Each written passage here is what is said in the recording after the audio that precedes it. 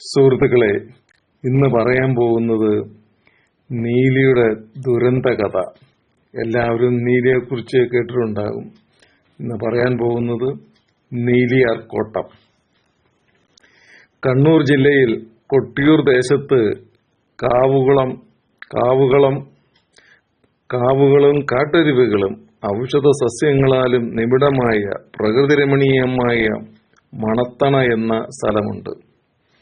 സുന്ദരിയും തർക്കശാസ്ത്ര വിദഗ്ധയുമായ കീഴ്ജാതിക്കാരിയായ നീലി രാജാവിനാൽ അപമൃത്യുവിന് ഇരയാക്കപ്പെടുകയും പുനർജനിച്ച് നീലിയാർ കോട്ടമായി അവതരിച്ചുമെന്നാണ് വിശ്വാസം. നീലിയാർ ഭഗവതി എന്നാണ് തെയ്യത്തിന്റെ പേര്. കോട്ടത്തിയ, ഒറ്റത്തറ എന്നെല്ലാം അറിയപ്പെടുന്ന ഈ ദേവി തെയ്യത്തിന് മഹാകാളി സങ്കല്പമാണ്. കുട്ടികളില്ലാത്തവരും ഗർഭിണികളും തെയ്യം നേരുകയും പ്രസവത്തിന് ശേഷം തെയ്യം കെട്ടിക്കുകയും ചെയ്യുന്നു. മംഗല്യ സൗഭാഗ്യത്തിനും തെയ്യം നേരുന്നവരുണ്ട്. വണ്ണാൻ സമുദായക്കാരാണ് നീലിയാർ തെയ്യം കെട്ടി ആടുന്നത്. ഇനി നമുക്ക് ഐതിഹ്യത്തിലേക്ക് പോകാം. കാടിനുള്ളിൽ നിന്നും തെയ്യക്കോലമായി തന്റെ മക്കളെ കാണാൻ നീലി വരുന്ന കാഴ്ച ഒന്ന് കാണേണ്ടത് തന്നെയാണ്. ഇവിടെയുള്ള ജനങ്ങൾ നീലിയെ ഇന്നും അവരുടെ ദേവതയായി ആരാധിച്ചു പോരുന്നു. മലബാറിലെ കണ്ണൂർ ദേശത്ത് ധർമ്മശാലയിലെ മാങ്ങാട്ട് എന്ന സ്ഥലത്ത് നീലിയെ ദേവകോലം കെട്ടിച്ച് ആരാധിക്കുന്നു. പണ്ട് ഇവിടെ ഒരു കൊച്ചു ഗ്രാമമുണ്ടായിരുന്നു. കൊട്ടിയൂർ എന്ന ദേശം മാടമ്പികളായ ജന്മിമാർ അടക്കി ഭരിച്ചിരുന്ന കാലഘട്ടം. തൊട്ട് തീണ്ടായ്മയുടെയും അടിമത്തത്തിന്റെയും കാലം. കീഴ്ജാതിക്കാർ മേൽജാതിക്കാരെ കണ്ടാൽ വഴിമാറി കൊടുക്കേണ്ടി വന്നിരുന്ന കാലം. അവിടെ നീലി എന്ന് പേരുള്ള ഒരു അടിയാത്തി സുന്ദരി പെൺകുട്ടി ഉണ്ടായിരുന്നു. കാവിനെയും കാടിനെയും സ്നേഹിച്ചിരുന്നത് വളരെയധികം ഇഷ്ടപ്പെടുകയും സ്നേഹിക്കുകയും ചെയ്ത നീലി അധിക സമയവും ചെലവഴിച്ചിരുന്നത് കാവുകളിലും മറ്റുമായിരുന്നു. ഒറ്റയ്ക്കിരുന്ന് അവൾ കാട്ടരുവികളോടും പ്രകൃതിയോടും സംസാരിച്ചിരുന്നു. കാടിനെയും കാട്ടുപൂഞ്ചോലകളെയും പ്രണയിച്ചു അവൾ വളർന്നു.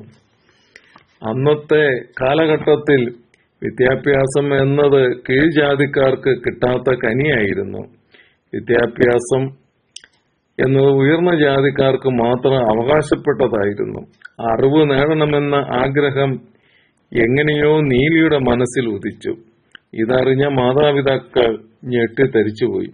അക്കാലത്ത് ഇങ്ങനെയുള്ള ചിന്ത പോലും പാടില്ലാത്ത കാര്യമാണ്. അതിനുള്ള ശിക്ഷ ഭയാനകമാണ്. കീഴ്ജാതിക്കാർക്ക് ഇങ്ങനെ ചിന്തിക്കാൻ പോലും പാടില്ലാത്ത കാലം. നീലി പറഞ്ഞു, എന്തു സംഭവിച്ചാലും എനിക്ക് പഠിക്കണം എന്ന് മാതാപിതാക്കളോട് ശഠിച്ചുകൊണ്ടിരുന്നു. മകളുടെ ശാഠ്യത്തിന് മുമ്പിൽ മാതാപിതാക്കൾ എന്തു ചെയ്യണമെന്നും അറിയാതെ അമ്പരന്ന് നിന്നു.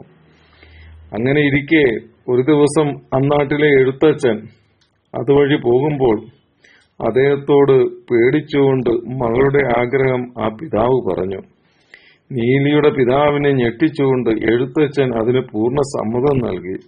അന്നു മുതൽ നീലിപ്പെണ്ണ് എഴുത്തച്ഛന്റെ ശിഷ്യയായി. പുറത്താരും അറിയാതെ എഴുത്തച്ഛൻ നീലിക്ക് അറിവ് പകർന്നു നൽകി. എഴുത്തച്ഛനെ പോലും അമ്പരപ്പിച്ചുകൊണ്ട് നീലി സമ്പൂർണ്ണ അറിവ് കരസ്ഥമാക്കി. എന്നാൽ ഇത് എഴുത്തച്ഛനിൽ ഒരേ സമയം സന്തോഷവും ഭീതിയുമാണ് ഉണ്ടാക്കിയത്. എന്തോ ആപത്ത് വരാൻ പോകുന്ന തോന്നൽ എഴുത്തച്ഛനെ അസ്വസ്ഥനാക്കി. തന്റെ ഗുരുനാഥനെ കൈകൂപ്പി വണങ്ങി നീലി അവിടെ നിന്നിറങ്ങി. എന്നാൽ വരാൻ പോകുന്ന വിപത്തിനെ കുറിച്ച് കൊച്ചു നീലിക്ക് അറിവില്ലായിരുന്നു. ഉച്ചനീചത്വങ്ങൾ കൊടികുത്തി വാണിരുന്ന കാലത്ത് പാവം നീലിപ്പെണ്ണിന് അറിവ് നേടിയത് ഉന്നത ജാതിക്കാർ അറിഞ്ഞാൽ ഉണ്ടാകുന്ന പ്രത്യാഘാതം അറിയില്ലായിരുന്നു. ഒരു ദിവസം നീലി തന്റെ ഇഷ്ടദേവതയെ കാണാൻ കാട്ടിലേക്ക് പോവുകയായിരുന്നു. ഇടവഴിയിലൂടെ നടന്ന് കാട്ടിലേക്ക് മുന്നോട്ട് നടക്കുമ്പോൾ എതിരിയായിട്ട് കോവിലകത്ത് തമ്പുരാക്കന്മാർ വരുന്നത് കണ്ടു. നീലി എന്തു ചെയ്യണമെന്നറിയാതെ കുറെ നേരം നിന്നുപോയി. നീലിക്ക് ഭയം കൂടി വന്നു. അവർ നീലിയുടെ അടുത്തെത്തി. തങ്ങളെ കണ്ടിട്ടും വഴിമാറിക്കൊടുക്കാത്തതിൽ അമ്പരന്ന് പോവുകയും അവളെ ശകാരിക്കുകയും ചെയ്തു. ഈ സമയത്ത് എവിടെ നിന്നോ കിട്ടിയ ധൈര്യത്തിൽ നീലി അവരോട് കയർത്ത് സംസാരിച്ചു. ഈ സംസാരം തമ്പുരാക്കന്മാരിൽ വൈരാഗ്യം ജനിപ്പിച്ചു. തിരിച്ച് വീട്ടിലേക്ക് ഓടിയ നീലി നാട്ടിലെ കുളക്കടവിലിരുന്ന് ഏറെ ദുഃഖിച്ചു കരഞ്ഞു. നീലിയുടെ പെരുമാറ്റത്തിലും സംസാരത്തിലും കോപാകുലരായ തമ്പുരാക്കന്മാർ നീലിയെ വകവരുത്തുവാൻ തീരുമാനിച്ചു. അതിനായിട്ട് അവരെ ഒറ്റയ്ക്ക് കിട്ടാൻ തക്കം പാർത്തിരുന്നു. അങ്ങനെ ഒരു നാൾ ഒറ്റയ്ക്ക് കിട്ടിയ നീലിയെ അവർ വകവരുത്തി. പിറ്റേന്നാൾ നാടുണർന്നത് നീലിയുടെ മരണവാർത്ത അറിഞ്ഞാണ്. ഇതറിഞ്ഞ എഴുത്തച്ഛൻ നെഞ്ചുപൊട്ടി മരിച്ചു. നീലിയുടെ മാതാപിതാക്കൾ പരദേവയുടെ മുന്നിൽ തലതെന്നി മരിച്ചു. ഒരു നാട് മുഴുവനും കണ്ണീരിൽ കുതിർന്നു. പ്രകൃതി പോലും സങ്കടം താങ്ങാൻ കഴിയാതെ പൊട്ടിക്കരഞ്ഞ നിമിഷം. പതിയെ നാട്ടിൽ ഓരോ ദുരന്തങ്ങൾ വരാൻ തുടങ്ങി. കൃഷിയിടങ്ങൾ ഉണങ്ങി വരണ്ടു. തോടുകളും കാട്ടരുവികളും വറ്റി വരണ്ടു. വെള്ളം കിട്ടാതെ ജനങ്ങളും പ്രകൃതിജാലങ്ങളും ദുരിതമനുഭവിച്ചു. ഇവയൊക്കെ കോവിലകത്തുകാരെ ഭയപ്പെടുത്തി. ഇതിലും വലിയ എന്തോ പ്രകൃതി ദുരന്തങ്ങൾ വരാൻ പോകുന്നുവെന്ന് അവർ വിചാരിച്ചു. ഭയക്കാൻ തുടങ്ങി. എന്തു ചെയ്യണമെന്നറിയാതെ പ്രതിവിധി തേടി ഇവർ കാളക്കാട്ട് തിരുമേനിയെ വിളിച്ചു വരുത്തി പ്രശ്നം വയ്പ്പിച്ചു. ഭയപ്പെട്ടതുപോലെ തന്നെ സംഭവിച്ചിരിക്കുന്നു. നീലി പുനർജനിച്ചിരിക്കുന്നു. രക്തരക്ഷസായി മാറിയിരിക്കുന്നു. അവളുടെ ക്രോധം തടുക്കാൻ നിങ്ങൾക്കാവില്ല. നാട് വിട്ടുപോവുക തന്നെയേ മാർഗമുള്ളൂ, അദ്ദേഹം പറഞ്ഞു. ദിവസം കൂടുന്തോറും നീലി ശക്തിയാർജിച്ചു. ഉഗ്രരൂപിയായി. അവളെ തടയാൻ ആർക്കും കഴിഞ്ഞില്ല. നാട്ടിലെ കുളത്തിൽ കുളിക്കാൻ വരുന്നവരെ സുന്ദരിയായി അവൾ എണ്ണയും താളിയും കൊടുത്ത് വശീകരിച്ചു കൊന്നു, കുളത്തിൽ താഴ്ത്തും.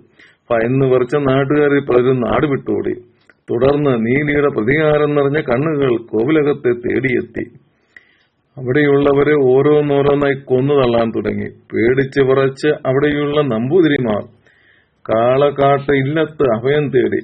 കാളകാട്ട് തിരുമേനിയോട് പൂർവ്വതെറ്റുകൾ ഏറ്റുപറഞ്ഞ് പൊട്ടിക്കരഞ്ഞു.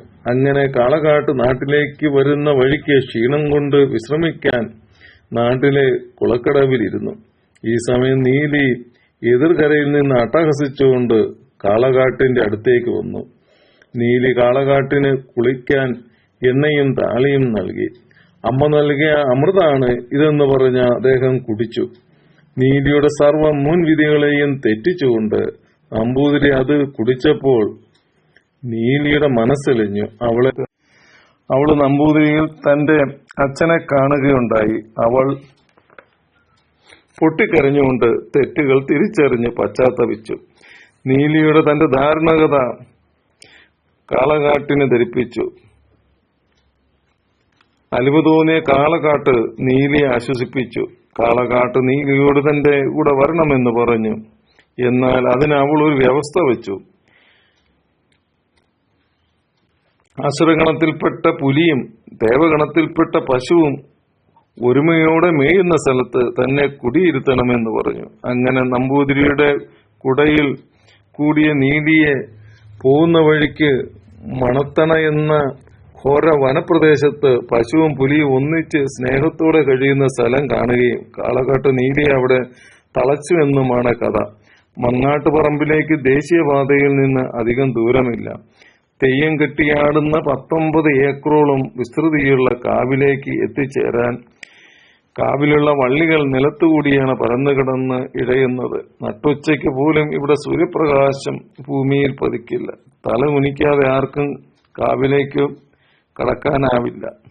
ഒറ്റത്തറ. ആരാധനാലയത്തിന് മേൽക്കൂരയില്ല. നീലിയാർ ഭഗവതിയുടെ തെയ്യം ഒറ്റത്തിറ എന്നാണ് അറിയപ്പെടുന്നത്. മറ്റ് കാവുകളിൽ തെയ്യം വർഷത്തിൽ ഒരിക്കൽ നടത്തുമ്പോൾ ഇവിടെ ഭക്തർ നേർച്ച നടത്തുമ്പോഴൊക്കെ തെയ്യം കിട്ടുന്നു. കടും ചുവപ്പ് വസ്ത്രങ്ങളും 20 അടി ഉയരമുള്ള മുള കൊണ്ട് ഉണ്ടാക്കിയ മുടിയും കാൽച്ചിലമ്പുകൾ ഉൾപ്പെടെ പരമ്പരാഗത തെയ്യം ആഭരണങ്ങളാണ് നീലിയാർ ഭഗവതിയുടെ വേഷം. സാധാരണയായി വടക്കൻ കേരളത്തിൽ തുലാമാസത്തിൽ തുടങ്ങുന്ന തെയ്യക്കാലം ഇടവപ്പാതിയിൽ വളപട്ടണം കളരിവാതുക്കൽ ക്ഷേത്രത്തിൽ ഭഗവതിയുടെ തിരുമുടി ഉയരൽ ചടങ്ങോടെ അവസാനിക്കുന്നു. എന്നാൽ വർഷത്തിൽ എല്ലാ കാലത്തും കൊട്ടിയാടപ്പെടുന്ന തെയ്യമാണ് നീലിയാർ ഭഗവതി തെയ്യം. എല്ലാ മാസ സംക്രമത്തിനും കുടുംബവകയായി മറ്റു ദിവസങ്ങളിൽ ഭക്തരുടെ പ്രാർത്ഥനയ്ക്കനുസരിച്ചും തെയ്യം കെട്ടുന്നു. എല്ലാവരും ഈ ചാനൽ സബ്സ്ക്രൈബ് ചെയ്യാൻ മറക്കരുത്. അതുപോലെ ലൈക്ക് ചെയ്യണം.